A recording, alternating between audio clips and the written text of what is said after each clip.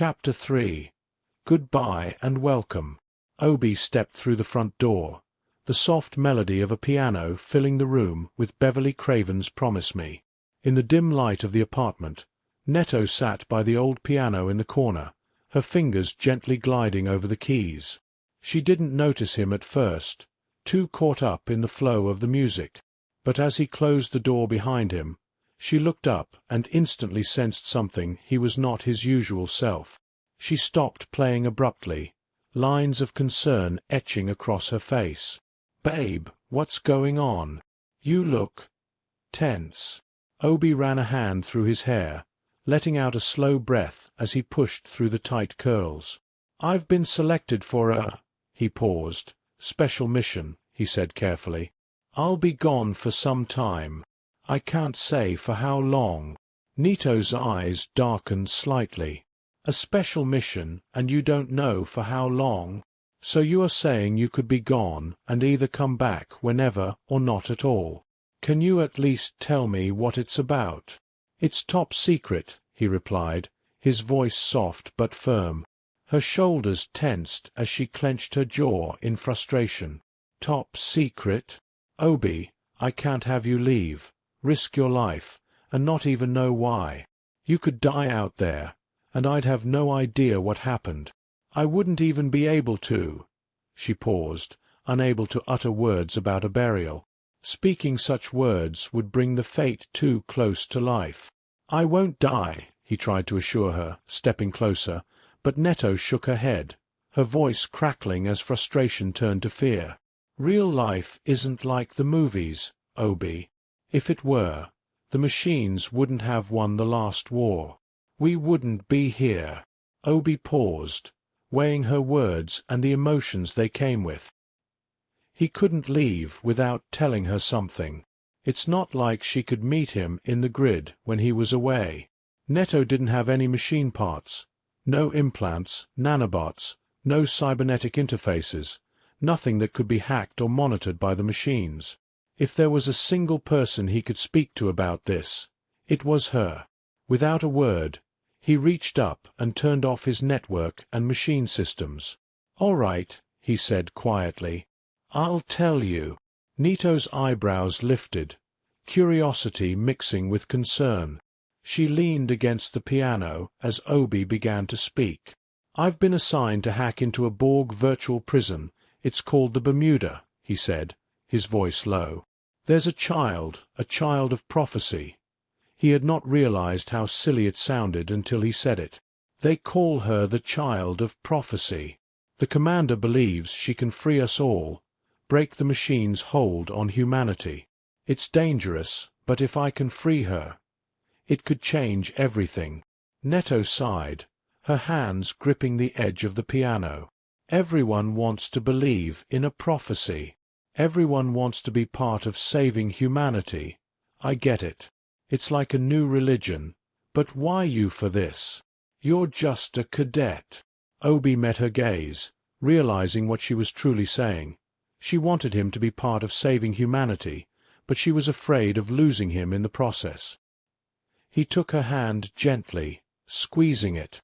"I'll be fine, Netto. I promise." She wasn't convinced, and he could see it in her eyes. "The commander is coming to get me in the morning," he added. Netto gave a faint, almost bitter smile that she followed with a scoff.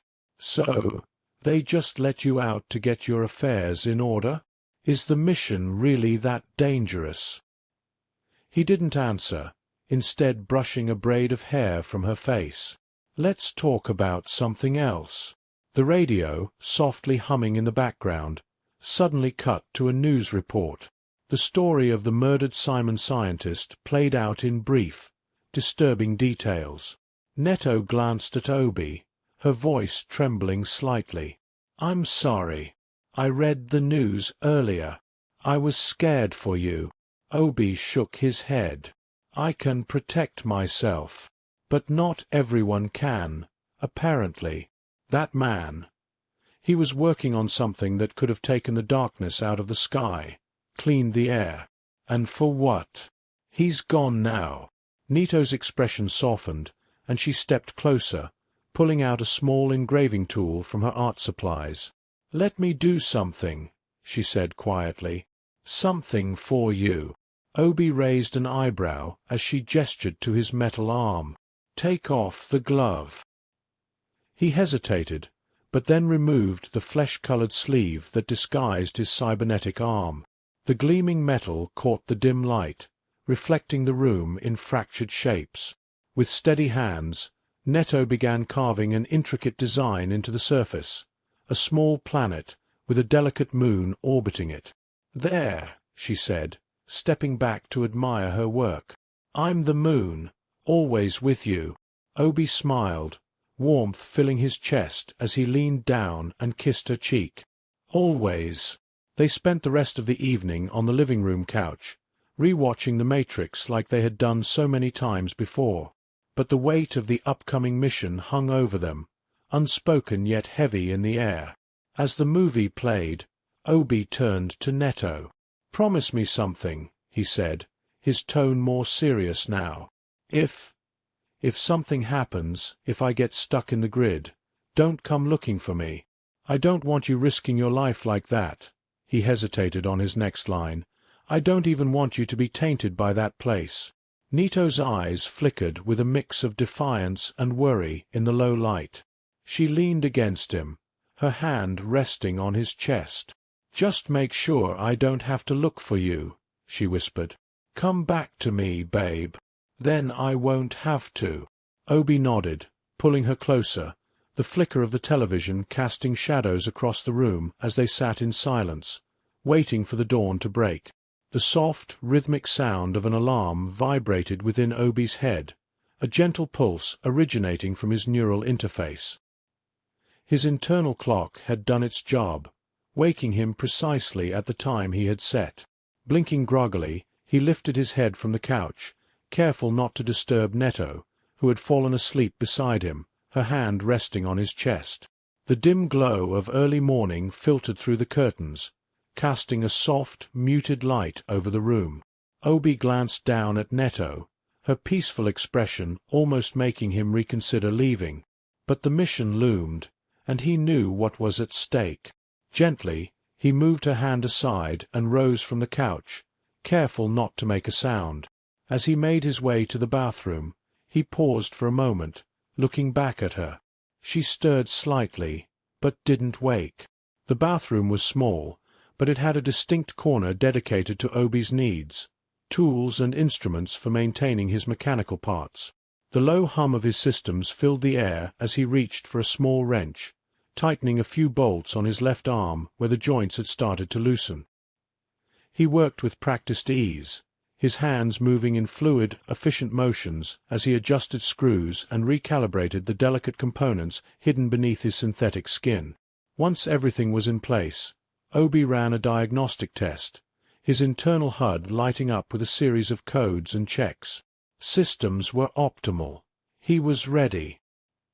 He stood up to stretch when he suddenly heard Nito's voice from behind him. "Already practicing stealth for the mission?"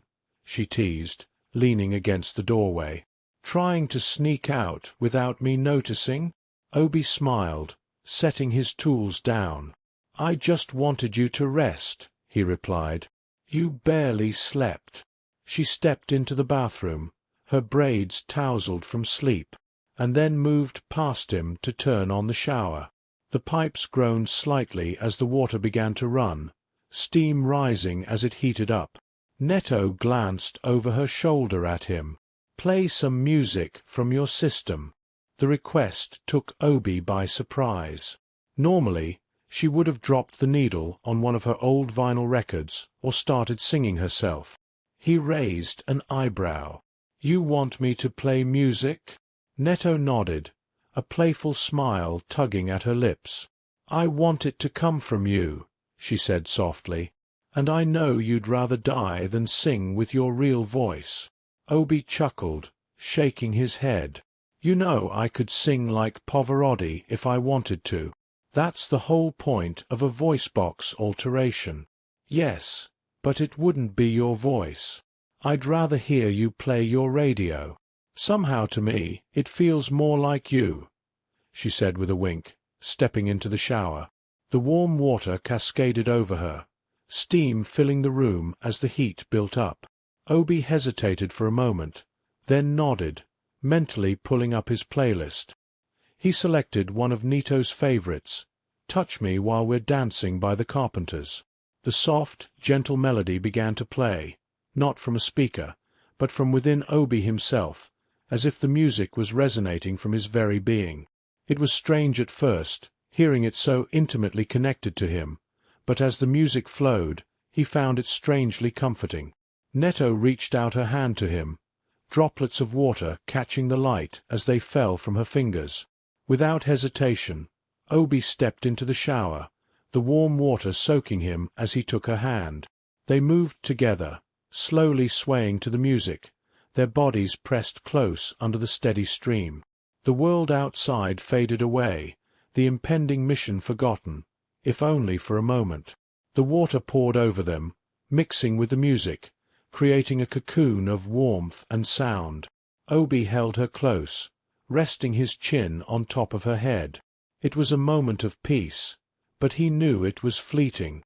Obi could feel Nito's heartbeat against his chest, steady and calming. She pulled back slightly, her hand lingering on his arm. "You need to get ready," she whispered, her voice thick with emotion. "And I need a moment to shed some tears in the rain." The reference hit Obi like a soft punch to the gut. Blade Runner, another of their favorite films. He managed a small smile, even as his heart ached. "Tears in the rain, huh?" he echoed, knowing the scene she was referring to, the sorrow of moments lost to time, like tears in a downpour. Neto smiled back at him, though there was a sadness in her eyes. She gave his hand one last squeeze before stepping out of the shower, leaving him to finish preparing. Obi stayed there for a moment longer, letting the water run over his face, mingling with the faint sound of the fading music inside him. He shut it off, watching the steam rise around him, knowing that when he stepped out of the bathroom, the real world would return. He grabbed a towel and dried off, glancing at his reflection in the mirror. The metal arm that had once felt foreign to him now seemed as much a part of him as his skin. He traced the newly engraved planet and moon, Nito's gift, feeling a renewed sense of determination. He had to come back. For her. For them. He drew the shower curtain and stepped out into the cool air of the apartment. Obi moved through the quiet apartment, slipping into his tactical gear, each piece fitting perfectly around his synthetic body.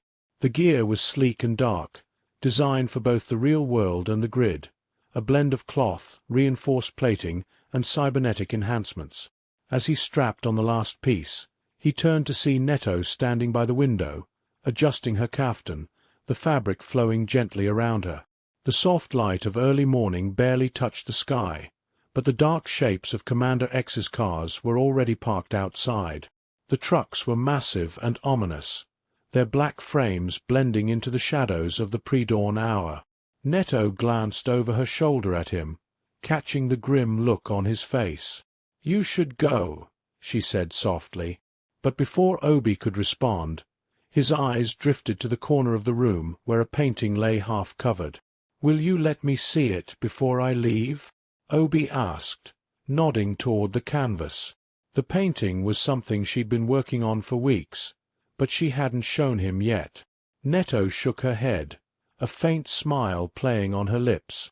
"It'll be complete when you return," she said, her voice soft with hope. Obi felt a pang in his chest, but said nothing more. He slung his go-bag over his shoulder, ready to leave. But before he could make it to the door, Neto pulled him into a tight embrace, her arms wrapping around him as if she could hold on to him forever. "Come back to me," she whispered, her voice muffled against his chest. "I will," he replied, the weight of the promise settling heavily over him. He stepped back, giving her one last look before walking out the door. As he climbed into the back of one of Commander X's trucks, he activated his bionic heat vision, glancing back at the apartment. Through the dim light and shadows, he could see Neto standing at the window, watching him leave, her silhouette framed by the early morning haze. Commander X sat beside him in the truck, his face as impassive as ever. As the vehicle pulled away from the apartment, the commander glanced at Obi. "Did you spend more time studying the file or saying goodbye to your girlfriend?" "I've committed every word of that file to my human brain," Obi replied without hesitation. There was something else weighing on his mind. "But, Commander, I still don't understand why you picked me for this mission. I'm at least 5 levels below the XP required for something this dangerous. I'd probably need hacks just to stand a chance." Commander X smirked, his eyes glinting in the low light of the truck's interior. "Relax, Obi." In the words of the legendary Swedish house mafia, which by the way weren't a crime gang, heaven's got a plan for you. They arrived at the base just as the sun began to rise, casting a pale light over the steel buildings. Commander X led Obi into the underground facility, where they passed through layers of security until they reached a large, sterile laboratory. In the center of the room stood a sleek, high-tech chair, surrounded by a web of cables and interfaces. It looked like something out of a dream, or a nightmare. "This is where it happens," Commander X said, nodding toward the chair. A lab scientist, dressed in a crisp white coat, approached them. "This is a direct link to the grid," the scientist explained, running his hand over the smooth surface of the chair. "Wired connection. Faster, more stable, and linked to our own independent servers and processors. You'll have optimal performance inside the grid. No lagging or lengthy loading time." Obi inspected the chair closely, his eyes scanning the wires and interfaces. "That's great and all," he said, "but I still don't have enough XP. I need more levels in the soldier class to unlock the skills and techniques I'll need for an S-level mission. That's why," Commander X began, "you'll be sparing with a fully powered digital clone of Elias. Not the nerfed version available to all the troops, the real deal." Obi's eyes widened. "Elias? The legendary Elias? No one's ever beaten him." Commander X nodded. "Exactly. But with enough battles, you'll earn the XP you need. If you can defeat him, even once, you'll have more than enough to unlock what you need." Before the commander could continue, Madam K appeared in the doorway, her wheelchair gliding silently across the floor. "Be careful, Obi," she warned, her voice calm but serious. "These AI clones are not just simulations, especially ones like Elias, built from strong ideologues. They can become unpredictable." Obi raised an eyebrow. "Unpredictable?" Madam K nodded. "AI like Elias can sometimes engage psychotically, focus on gaining XP, not on winning. None of our operatives have ever bested the fully powered version. Don't let your ego get in the way." Obi smirked, the old fire returning to his eyes. "I take every opponent on with the intention to win. I'm not about to change that now." Commander X and Madam K exchanged glances before the commander handed Obi the file one last time. "Ask Elias why you were picked for this mission when you fight him," the commander said cryptically. "He'll have the answer." With that, the commander and Madam K nodded to the technicians. The lab scientist gestured for Obi to sit in the chair. Obi complied, his body relaxing into the sleek, metallic frame. The scientist placed a conductive helmet over his head, tightening the straps before stepping back. "Relax," the scientist said, his fingers hovering over a control panel. "You're about to enter the battle space." With the flick of a button, the world around Obi dissolved into blackness. Obi found himself standing in an infinite space of pure darkness. The only sound was his own breath, echoing in the void. As his eyes adjusted, he spotted a figure in the distance, a towering man clad in a dark exoskeleton suit, a laser katana glowing at his side. His dreadlocks, wild and untamed, cascaded down like a lion's mane, framing his sharp, angular face. His eyes glowed electric blue, pulsing with an energy that seemed to ripple through the void. The figure took a step forward, his voice cutting through the silence like a blade. "You have arrived."